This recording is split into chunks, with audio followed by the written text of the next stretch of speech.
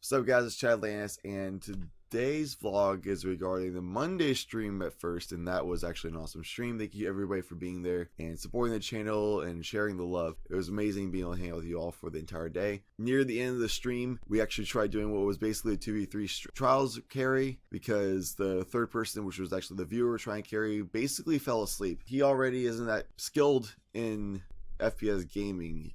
It's just not his forte. Amazing dude though, so I was like, yo, I don't care if you're like bad at video games, I'll still love to take you, especially if you're a cool person. But I guess his sleep schedule is heavily focused on early morning shifts or something, because it was a little bit later in the night and it definitely seemed like he was falling asleep constantly. And there's like times where he'd activate Blade Dance and would just stand there after activating it, and then about halfway through the activation time, he'd like swipe twice randomly and then would continue standing there for the rest of the time. Like, it was pretty bad. Literally, he got one kill within 3 hours, and that one kill he got within the 3 hours was while he was activated a Blade Dancer, the Arc Blade super. A Titan tried shoulder charging into him while he was at full health, and then he pushed his right bumper button, or R1, once to swipe at the guy right in front of him. That was his one kill in 3 hours. Freeing with Arc Blade super, I've killed Cheriona while blindfolded with an Arc Blade super. It's not that hard.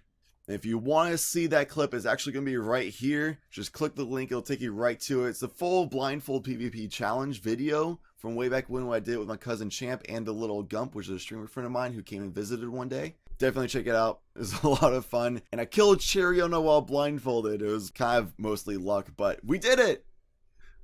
I'm always down and willing to help anybody, no matter what your skill level is or anything. As long as you're a cool person, I would love to help you, and I'll do my absolute best to help you out. But for that situation, it was actually even harder than doing a straight up 2v3, because not only were we 2v3ing the other team, but the other team was also getting free super energy additionally every single round, while also getting a morale boost of being able to kill another person on the other team, which always just helps amplify your like morale and your resolve to kill the other two players in the other team. Whereas if it was legit just two people on the other team, you don't get extra super energy, and you're like, wow, these guys are trying to 2v3 us. Like, I wonder what we're going to have to do to beat them, It's a different situation. It's easier if the other team is able to get that free kill every single round. So because of this situation, because it takes forever to try to help somebody out like this, I'm actually inducing a rule for trials carriers moving forward, where I'll give people either 3 hours of attempts or 3 cards, whichever comes first, of attempts for a raffle win. I don't remember the last time it's taken more than the 3 cards of 3 hours to take somebody flawless, so it doesn't really affect anybody for the most part. I think the last time that it's taken me longer than that was with the same guy way back when it was Black Shield. It took me and I 6 hours to carry him the last time, because it was the same situation where he was just falling asleep all the time and he would get literally 0 kills, and we're 2v3ing a card. Buffon and I eventually did it, which was freaking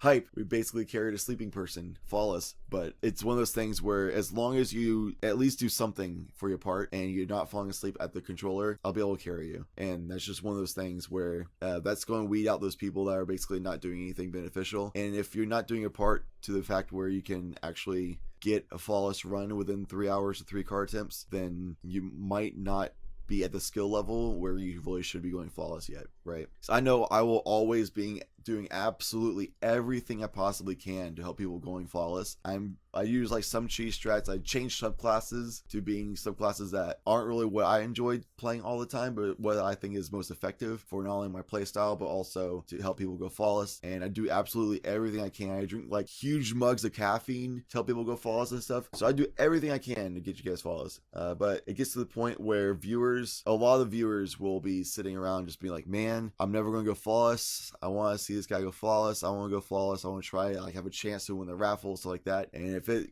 goes in a grind for hours and hours and hours where we aren't quite taking this person flawless and they're actually literally falling asleep, and then we're kind of like disrespecting the time of the viewers who are trying to get a chance to go flawless as well. They want their chance to go into the raffle and stuff. So I never want to be that guy who just be like, yo, I gave you a 1 card attempt, all right, see ya. I don't think I'm ever going to be doing that, because you can just run into a bunch of sway teams for that 1 card, right? But after 3 cards, it's basically a time where we didn't really run into that many sway teams. It was just basically a 2v3 at this point. But if I feel like if there's ever a day that I feel like I really underperformed, like if it was really like, man, I played bad, then I might extend the rule a little bit and just be a little flexible on it. If it's kind of like, I just went negative a few games kind of a deal, which I don't remember the last time I did a card where I went negative twice in one game. It's been forever. And by going negative, I mean negative KD, where I got more deaths than I got kills. That'll happen to everybody, but I don't remember the last time that I did it twice in one card. But if there's ever a time I do something like that, or just really just feel like I underperformed and it was kind of like on me that I just didn't perform at a high level to help do the carry, then I might extend the rule a little bit if that was like on the last card or something like that. But I'm doing everything in my power to never do that. So if we don't go flawless within 3 cards, it's kind of like just practice up, dude, and we'll go back next time, Moving on though, they had a patch notes come out for today on Destiny, which is Tuesday.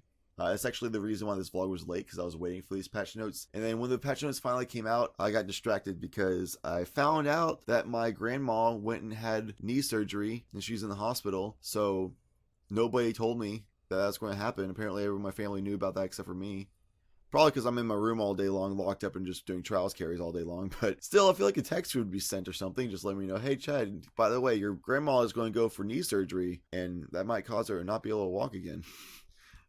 Okay, but whatever. So that was a distraction. So now I'm here during a vlog. I know it's late. I just apologize for that. But I was waiting for the patch notes, which I should have tweeted out that I was waiting for the patch notes. And then I also got distracted, which I did tweet out about how it's going to be late. But here it is. Patch notes update is 2.3.1.0 for Destiny. It's overall not many changes. It's seemingly minor patch notes, but Warlocks got freaking buffed again. They're already like the strongest class with Voidwalkers and Stormcallers. Stormcallers can shotgun a guy from across a football field and then melee him from Saturn and then he'll kill him. It's ridiculous. But they're already buffing Stormcallers even more to the point where the electrostatic mind perk, which is the one that helps charge your super energies a lot, that's actually caused the intellect stat to not properly boost your super energy even more. So with the electrostatic mind perk, they actually gain super energy as fast as if they had a tier 5 super. So it was kind of like a nerf to Stormcallers, so where they weren't already like OP because of melee range after shotgunning and stuff like that to kill people and basically map them. Now they get the supercharge even faster. Freaking seriously? Like at this point, because of that, I probably have to play Stormcaller for trials carries. Going off of what I talked about earlier, we're playing stuff that I don't really enjoy. Just I do it because it's what's best for carrying people. Giggle Monster did that for this past weekend. He played Stormcaller because the shotgun melee range was so overpowered, especially for a map like Exodus Blue, that you basically had to do it for carries. I got away with it with Night Stalker because you can just counter Stormcaller fairly easily with a Night Stalker. But now that Stormcallers are getting the super energies faster, you'll be able to get your super before Night Stalker gets their tether in most cases, in which case you won't have the tether to counter the super, and at that point you're basically any other character in the game to try to beat out a Stormcaller. So, oh my god, dude, I'm probably gonna have to play Stormcaller for trials. So that's what I'll be doing today for today's stream, and also probably the Thursday stream is playing Stormcaller and practicing that out. I guess get used to it. Another thing I'll be practicing is going to be Sunsingers, because ever since the June update where they nerfed like all the hunter subclasses and then they nerfed Sunsingers as well, they actually made it to where burn damage, their dots, which is damage over time, actually did only half the damage intended. Instead of doing 7 to 8 ticks of damage per tick, they actually only did 4 per tick of damage. So that's literally half damage, which is actually more significant than you'd think. So now incendiary grenades are better again, and Sunsingers are apparently better again, to where they're actually nearly viable, if not viable. So I'll be practicing Sunsingers and Stormcallers and elimination formats a lot for today's stream and Thursday's stream. I'll be also practicing Night Stalker more to try to see if I can counter those two subclasses still effectively, because apparently if you shade step while someone is store calling, like trying to like, Lord Sidious you down with a lightning, freaking force lightning, then you can shade step it, and while you're shade stepping you don't take damage while shade stepping, which might actually save you enough time to be able to like shoot him with a shotgun and then shade step and then come out of it and shoot him with a shotgun again right before you die. Maybe.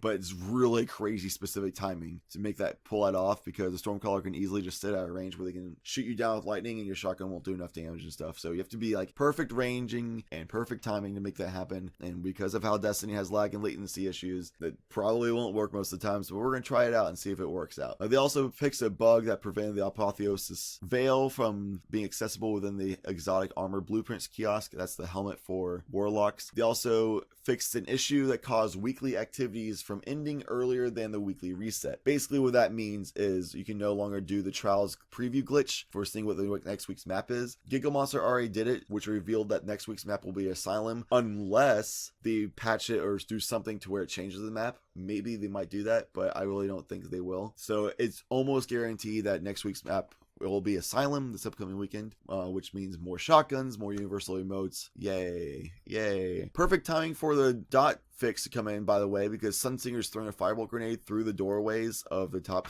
area near the cap point is basically the most overpowered thing ever. You know, Sunsingers become full fruition again, then I might still stick to Night Stalker because that is a perfect counter to firebolts. Yay. But it doesn't counter storm grenades, because apparently if you shade step through a storm grenade, it still hits you. Makes sense. I don't know why I did this, but I feel like maybe it won't hit you. It just sucks. I feel like Night Stalker Shade Step should just kind of be the most overpowered thing ever because it's super fun. I really enjoy using it. But anyway, that is the fix there. They also fixed an issue preventing legendary marks from being granted when finishing the Paradox and Lost to Light missions when they featured daily story missions. They also fixed an issue where some players were not getting the Moments of Triumph's book because when they released out to everybody a few weeks ago, the Postmaster was full for some players. If the Postmaster was full for all the characters, then the Moments of Triumph book would not be provided to them. So now they fixed that issue to where those players will now be receiving the Moments of Triumph's books. Cool for them. And that's actually literally the patch notes. I listed everything because it was that small. The patch notes usually just list the top big deals and then give you the link in the description below so you can read all the rest of the little things. I'll still provide you the link in the description below if you want to read over just to make sure there wasn't anything I missed, though I didn't.